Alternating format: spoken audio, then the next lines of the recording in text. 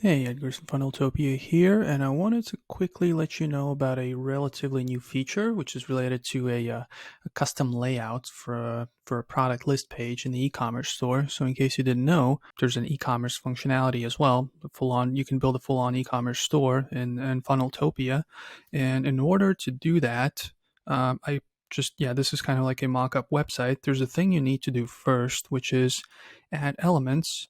And over here, you need to click on store, and then you need to add the site. So basically, you're adding an online store, right? So that's the first step. And that's going to add it. So let's wait a second. Now that we have it created, I just had to wait for like 30 seconds.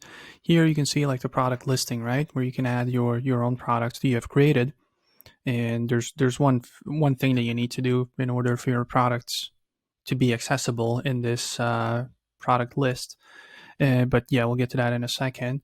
But yeah, if you check under, yeah, if you click on the product list element, you can check at the bottom here, which is new feature products per page, and you can change the amount. I think it was like 3 up to 24. So yeah, that's a customizable thing now. You can kind of do a larger list, like how many it shows per page.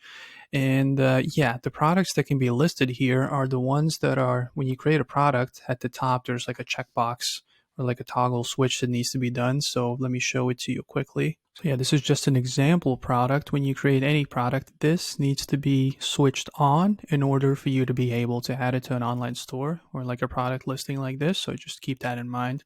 That's a bit of a side note. But yeah, this is a new feature. If you have any other questions about e-commerce stores or just in general about Funneltopia, over here, let's move my face over here, 24/7 chat support. Send us a question. We will make sure to respond as quickly as possible. And yeah, I'll see you in the next video. Bye.